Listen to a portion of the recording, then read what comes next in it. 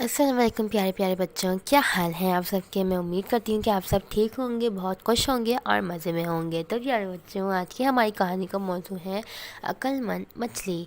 तो चलें कहानी को शुरू करते हैं। कहानी शुरू करने से पहले अगर आप मेरे चैनल पर नए हैं तो चैनल को सब्सक्राइब करना मत भूलिएगा, वीडियो को लाइक कर लीजिएगा और चैनल को अपने प्यारे प्यारे दोस्तों से शेयर कर दीजिएगा। एक गांव में एक छोटा सा तालाब था जिसमें बहुत सारी मछलियाँ रहती थीं। वो मछलियाँ बहुत रंग बिरंगे रंगों की थीं। एक मछली जिसका रंग नीला था, जिस वजह से उसका नाम नीली मछली पड़ गया। नीली मछली बहुत अक्लमंद थी।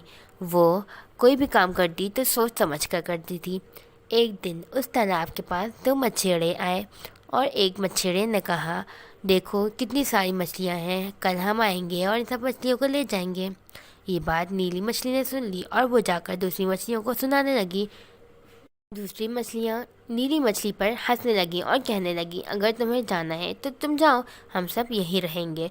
उसी रात अक्लमंद मछली तालाब छोड़कर छोटे झील के जरिए नदी में चली गई। दूसरे दिन वो मछलियाँ आए और तालाब की सारी मछलियों को पकड़ कर ले गए। मछलियों को बहुत पछतावा हुआ और उन्होंने सोचा कि काश हम नीली मछली की बात मान लेते। इस तरह अक्लमंद मछली बच गई और बाकी मछलियाँ पकड़ी गई।